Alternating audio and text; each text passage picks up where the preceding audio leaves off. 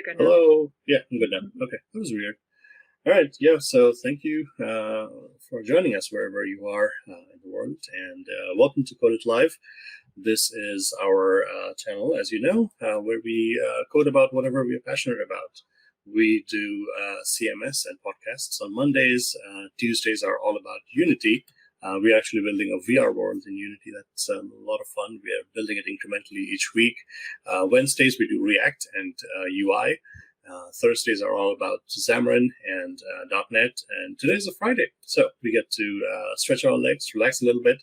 We're not coding, but we are all living through a global pandemic. So we are missing out hanging out with the people that we love to work with and people who are passionate about their craft and who are out in the community.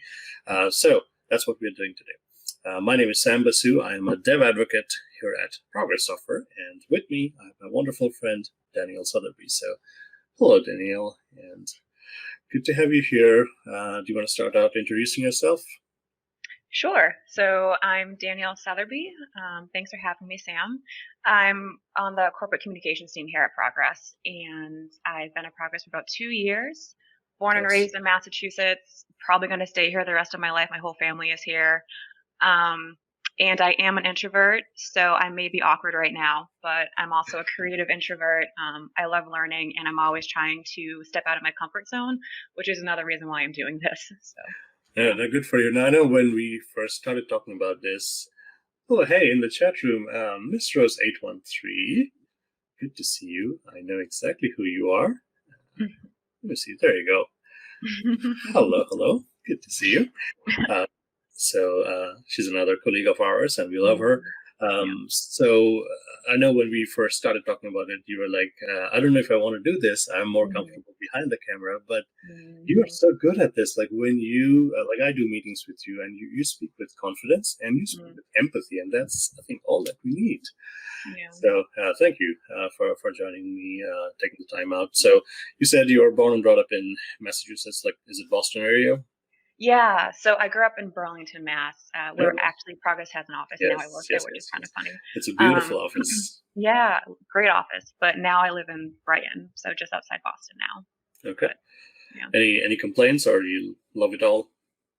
I'm loving it. It's a really great area, and I'm right near the T, the public transportation system in Boston. Sure. So like I can just hop on the T and, well, I used to be able to go anywhere. Now I can't because of COVID.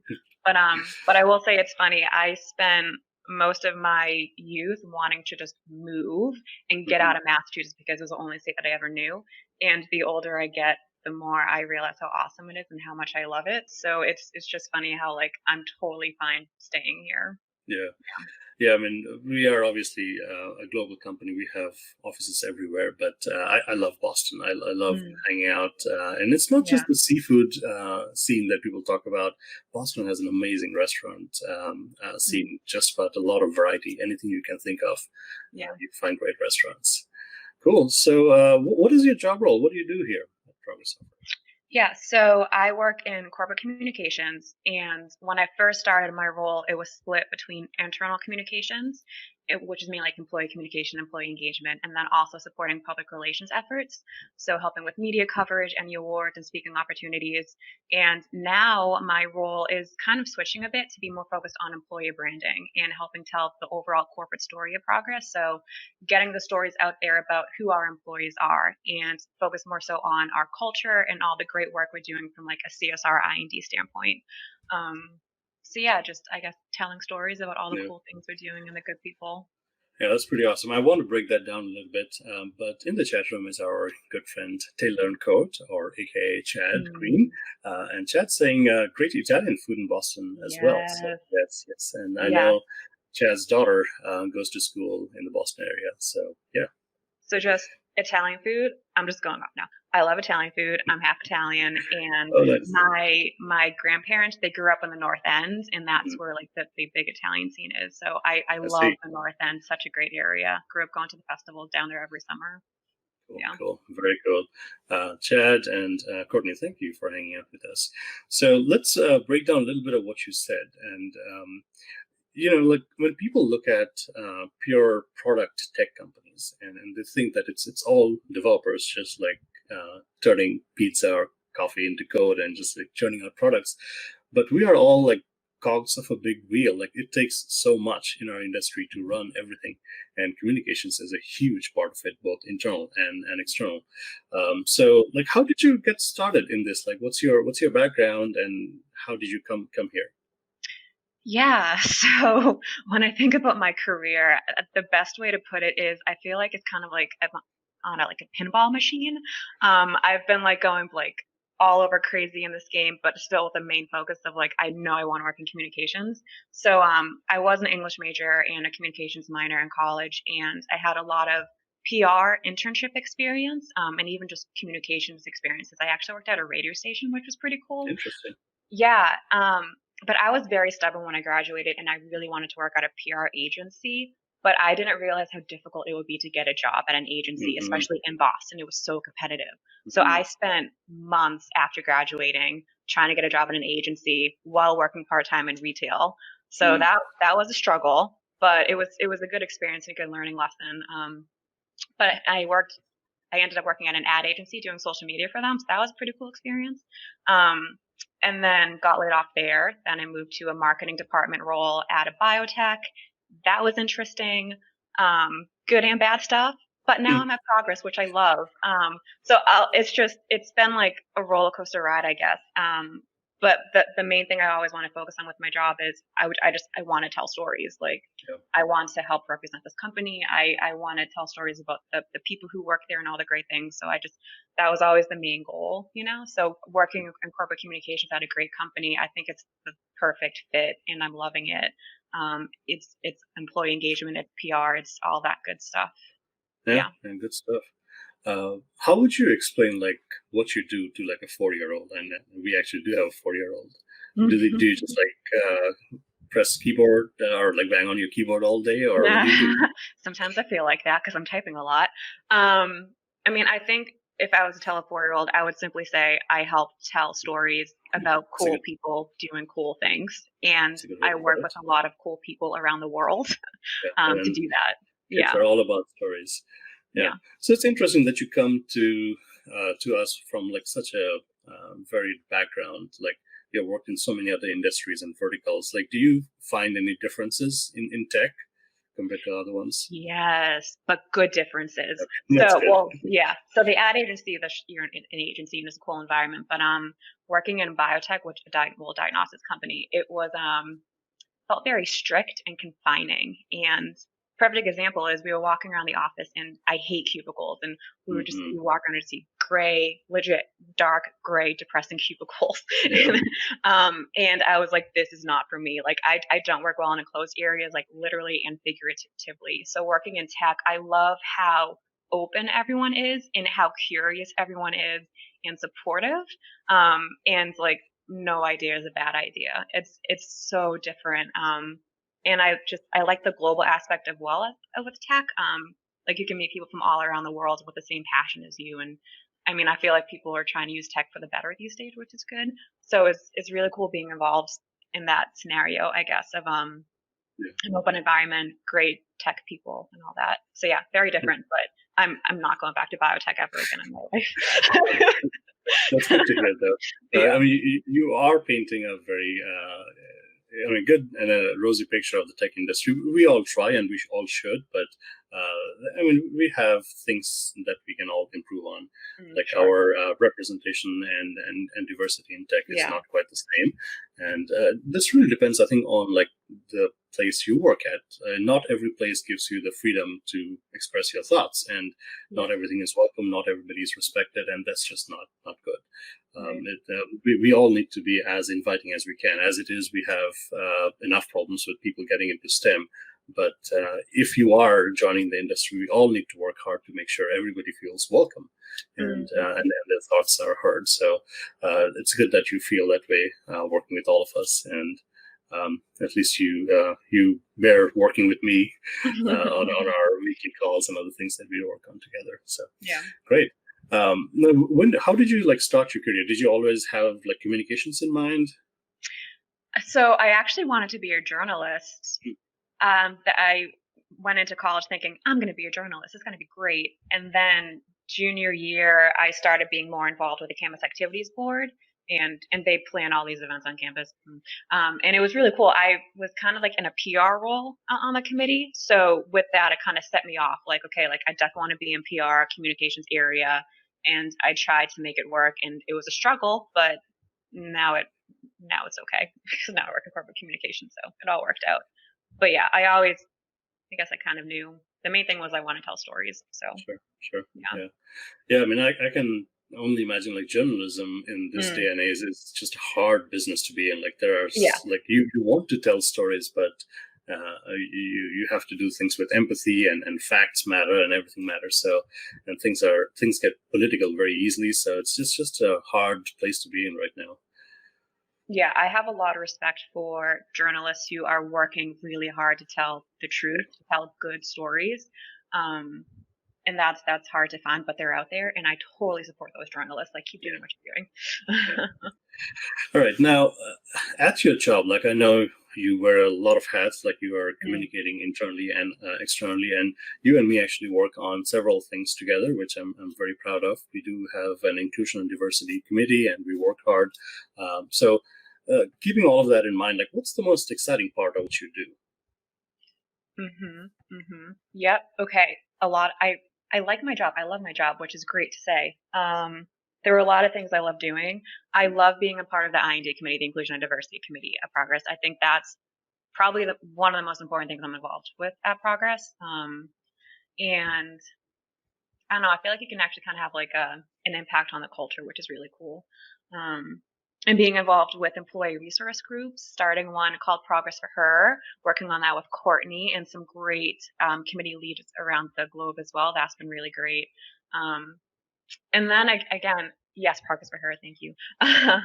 And then I just I don't know, like I love the whole telling stories thing and just getting the stories out there about our employees to the world. I love working on the Q&A blog post that we're doing for the Progress blog. So just anything that focuses on all the good people at Progress. Yeah. I keep going back to that, but it's true. Yeah, it is true. Like we were just having a conversation. Like companies and technologies go in and out of business, but what stays with you is the people that you work with. And speaking of people, our good friend Sarah is in the chat room. Hello, Sarah. Good to hang out with you. Thank you for calling us your favorite peeps. And today is Friday, so I'm kind of doing it casually from a browser, but otherwise, like, we are big into chickens in this chat room, and all of your emotes and chickens will fly around. But we can't do that today because we are just chilling. But good to have you, and hey, good to see you, Dan, our good friend as well, Dan Siegel. Hey, hey. Yes, we have to play nice when Sarah is around, and then we can. Cool. Now, so it's great that you have so many exciting aspects, but what are some challenges to what you do? Hmm. Yeah, and I'm sure everyone has this problem. It's a lot of times there's a fast deadline or something comes up that you weren't expecting from a news standpoint, and you need to get a quick turnaround. And you're also like you're trying to hit the deadline, but you also want to produce quality work, and that is a struggle because I'm a very thoughtful Mhm. person and I like to think things through and look at the details. But sometimes you're so rushed and you just need to get Yeah, it out, and you yeah. miss some things. So that's definitely a struggle. So I'm just trying to slow down when there's a deadline, but like you can't. Yeah. Yeah, creativity under a deadline is hard. It is very Mhm. hard, and Mhm. it's actually a curse. Like when you cannot let things go, like a piece of content in an article or a video or a webinar.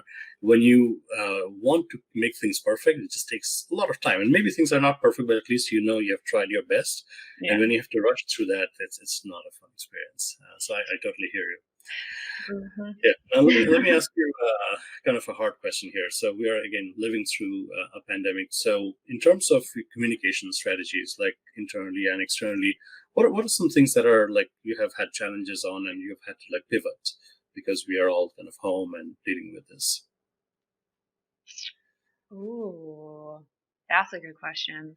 Like we have Okay. had to be like sensitive on things, right? Um, In our communications, I'm sure. so my mind goes to um anything involving videos. So say with the Q&A blog post, and we actually just talked about this, we want to do some video interviews of employees, of having snippets of them, and trying to think, okay, like how do you manage to do that in a virtual setting? Can you use software for that? Like, how do you provide direction virtually and all of that? And we do have a great video person on our team, Paul, and he's been involved a lot with these virtual video products as well. He helped with the executive thank you video that we did internally. So yeah, just figuring out, I think the video component, yeah, providing direction through somehow virtually, yeah. Yeah. Yeah, it's interesting, like how in these times it's kind of been of like a bit of an equalizer. So I Mm. look at this like where in the US we have lots of late night shows, and all of these Mm. are amazing hosts, and they like to entertain. They're doing live recordings with guests, and they're doing it in a professional studio with a live audience, and they have like a whole crew of people to make them look good. But Mhm, all of that mhm. has been taken away, and they are stuck at home and trying to do videos just like you and me are doing here. Yeah. So, in a way, it's just good to see that we're all having to go back to our basics and care about production, care about Mhm. the technology that we use to produce stuff. And even the best have struggles, right? I was watching, the four big tech CEOs. They came to Mhm. Congress to Yep. testify, and it was virtual, and they had issues. So even like the tech titans have Mhm. issues with tech. Yeah, So yeah. That's yeah, funny. it's we We're can all the all same at the end of the day. exactly. We all have to learn to do the best we can. Mhm. Cool. So what's look, you work in tech now, and we are Mhm. so glad to have you as part of the company. Are you into technology a little bit more? Would you say now that you work with geeks a lot? I would, yeah, bit more. So I would Hmm. say for me, like I used to view tech as I was totally a consumer of tech. I was like, I want a laptop and an iPhone. But now being in the tech industry, I'm looking at the coding everyone does, and I'm just like, that's a whole different language. I'm like, you understand that? Like, you know what that does? So yeah, no, Very but good. I'm learning to really appreciate and respect technology way more. Yeah, now that I'm getting closer to it. Hmm. Yeah. Yeah, and I mean, especially in these times, like not all industries have been as fortunate as us to be able to just not miss a beat and just keep on doing what we do. Yeah, and definitely in a way, like software drives such big parts of economies of so many countries. So it's good to be in this industry, especially in these times. Now, like speaking of tech, like do you have gadgets that you're really fond of? Like any tech things that you're really fond of? So I don't know if you would consider this tech, but I love my Bose speakers, Oh, that is which you can absolutely tech. I and they're Bluetooth, so I can just carry the Yes. speakers around with me in the apartment. I love it, and it sounds so good. And Yes. then of course my iPhone because I'll just sync it up for my music or Sure. podcast. Um, Sure. I love my Bose. Yeah, I do Yeah. too. And Hmm. one of their like taglines is like an instant home office. And I have their Mm. headphones. I also have like a speaker, and it does kind of tune out the rest of the world when you have something nice that helps you focus. So yeah, Mm. that's a great thing Oh, I to love say. it. Just leave the apartment. Yeah. Yeah. All right, so that's all the work stuff you do, and we are so appreciative of you. But let's talk about the rest of you. Like, what are some of the fun stuff that you are into outside of work? So I don't know if you would consider this fun, but I love writing. I'm a writer at heart. And I love writing short stories and poetry and flash Ooh, fiction. nice. And I and it took me a long time to actually be comfortable sharing my work with others, but I'm just getting to that point. And 2020 was supposed to be my year of like getting more involved in the lit community and the writing community, but obviously like that kind of got to a halt. But 2021, Hmm. I'm hoping to go to a lot of more lit and writing conferences and meet more Nice. writers and learn from them. Like I'm really excited for that. Yeah, So yeah, I love writing. I love reading, very learning. nice. Yeah. So again, like I don't know if people consider that fun, but they're my Well, hobbies and I love them. So whatever yeah, whatever makes you happy, whatever yeah. makes you have fun. That's awesome. And So, I'm a big music person. I'll say that too. Yeah. nice, nice. So do you like plan on writing maybe short books or stories? Yeah, yeah, I have an outline of ideas of what I want to do for stories. I want to put a collection of short stories together in honor of my grandparents who both passed this year. I I'm grew up sorry. hearing their stories. They were great people, yeah. And I grew up hearing the stories and I want to get them down and so everyone else can like hear about them and how great they were. Sure. Yeah. And I've actually seen like lots of folks. I mean, there are publishing houses that are huge, Mhm. and they're like a media conglomerate. But a lot of people have just gotten into just publishing by themselves because the tech Right. is there for you to do. Yes. So it's got pros and cons on either side, I'm sure. Exactly. Yeah. So I'm still trying to figure out which route to take. Yeah. Right, right. Cool. Let's talk about. I mean, we started talking about food a little bit more, but Mm. let's dive in. You have an Italian background, obviously. So, what's your Yeah. favorite food? Your favorite cuisine? So we were talking about Italian food, but it's not my favorite type of food to have. Oh, okay. Respect, probably because my mom grew up cooking Italian food my whole childhood, so I think I just kind of like Yeah. got a bit sick of it, and I was like, let me focus on more things.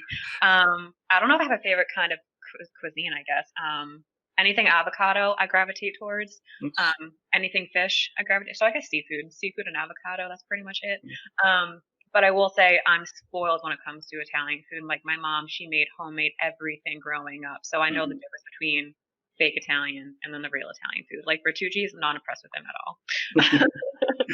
Nice, nice. And do you cook? Do you have time to cook?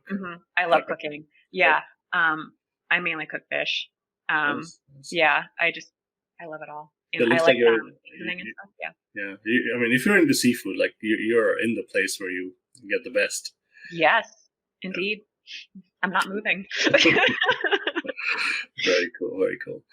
All right. Maybe another trick question. If you had $1 million right now, what would you do? Mhm. Mhm. So that's really hard because normally I would say I would buy a plane ticket, but I really, I mean, I could do that, but the places I want to go to, I'm not allowed to go because Yeah, we I have don't think not we're been allowed in in this Europe just boat. yet. I don't think we've Yeah. ever been in this boat where we can't really go Mhm. anywhere. I live probably, I mean, not by car, but like I probably live about 25 minutes, 30 minutes from the Canadian border. And normally Oh, we just go up to Buffalo, New York and cross over. You can't do that anymore. right, So it's exactly. weird. Can't go Yeah. anywhere. Yeah, I mean, so then I was thinking about that too, like, okay, if I have $1 million and I can't travel anywhere, I mean, obviously there's a lot going on in the world right now, so I would totally be supporting racial, social injustice organizations, and then of course any domestic violence shelters as well. Like it's a crazy time right now, and I just want to be sure that we keep supporting all those efforts. So I guess I would just dump all the money to them because I mean I'm Oh, set. wow. I have a place to live. I have food, good That's family. very generous of you. That's Yeah. very generous. Yeah. Yeah, sometimes like it's the little things that bring us joy, and if you're comfortable, if you have, and I mean, we can always crave for more, but Mm. like the sky is the limit. How much can we have as long as you have Uh-huh. family and you're happy and you have food and you are passionate and happy with what you do? I think we have the basics right Yeah. there. Yeah. Yeah. And that's one thing that I keep focusing on, just being grateful. Like every morning, just waking up thankful. I try to have that mindset because it really helps stay focused on what's really most important. Yeah. Now, you mentioned a couple of things, and I want to ask you one more thing here. Like, I see you do a lot of work in terms of like social justice, in terms of highlighting people, in terms of telling stories, and just really caring a lot. So, what makes you do all of that? Like, what's your motivation? Honestly, like I care about people. It comes down to that. I don't know. I think just growing up, I always felt I don't know, it's kind of quiet and invisible. And the older I get, the more I realize like that's not a thing. Like I do have a voice, and I want to help people, support people, contribute, serve something greater than me, Yeah, because this we're I mean we're one world, we're all connected. We need to look out for each other. So I look at it that way. Like it's about serving others, I guess, and contributing to them. yeah. Yeah. That's Hmm. well said. I was having a conversation with another individual, and one of the things he said really stuck with me. Like any type of like, we're all one world, the one planet that Mm. we're living in, and if we are looking to make things better in our little societies, things don't change until the people that are not affected by whatever it is that is Mm. painful Yeah. speak up and do things. Exactly. So that's so amazing that you care, and yeah, I love everything that you do, and I'm sure I'm speaking for everyone in the teams that work with you. Mm. So we appreciate you tremendously, and thank you Mm. for what you do. So I know we are living through interesting times, but anything fun that you're looking forward to in the maybe next 6 months or so? I don't know. I will say my favorite pleasure now, I guess, is like so my parents they still live in Burlington and I visit them on the weekends and my favorite thing to do now is just sitting outside on their patio and my mom has bird feeders so I like to watch the birds go back and Mhm, forth because I'm in the city like I don't have anywhere to go like mhm. I can't like hang out at a park or anything so I guess the most exciting thing I'm looking forward to is visiting my parents and hanging out in their backyard. I mean, yeah, and eventually traveling again if we can do that. Yeah. Yeah. I mean, I mean, so much of like what we do in the tech industry, like we have all learned to adapt and Mm, do things virtually, but you just like cannot replace everything. Like we have to be able to be in person to do a lot of the things that we do. So I'm sure all of us are waiting for this year to pass by, and we can mhm, get back to whatever is the changed normalcy. mhm. Yeah. Yeah, definitely. Cool. All right. Any other parting thoughts or inspirations from you? This has not been as intimidating as I thought it would be, so There you thank go. you. There you Um, go. So you should yeah. do more of this because we love you and you're amazing. Mhm, mhm. Yeah. So thank you. This was cool. And I don't know, just keep being good to people, do good, be good, all that. Yeah. Yeah. And I mean, we are yeah, chickens for from all of us. I mean, we are all showing up at Teams or Zoom or other calls, and we are all putting on our cheering faces. But again, things are hard. Times are hard. So I hope everyone is trying to be as productive and in a good frame of mind because it's important that we all power through this. Mhm. So. I know Yeah. you have a super busy day. You have meetings before and after, so I won't keep you for any longer. But Mhm. I'll repeat what I said. I absolutely love what you do and what you bring to our team. So we appreciate you tremendously, and thank you for spending half an hour with me. Mm. Thank you. Yeah, this is cool. All right, folks in the chat room. Thank you for hanging out with us. This has just been a casual conversation. This is what we have been missing out in these times. So Fridays we're just consciously making the time to talk to people that we love to work with. So, Danielle, thanks again. And folks in the chat room, we appreciate you. And we shall see you next week with our scheduled stream of content. So, yep. Thank you, Courtney. And thank you, Sarah. And that's it from us. So, we'll see you next time. Until then, stay safe, stay productive, stay happy. And that's it. Yeah. Bye bye.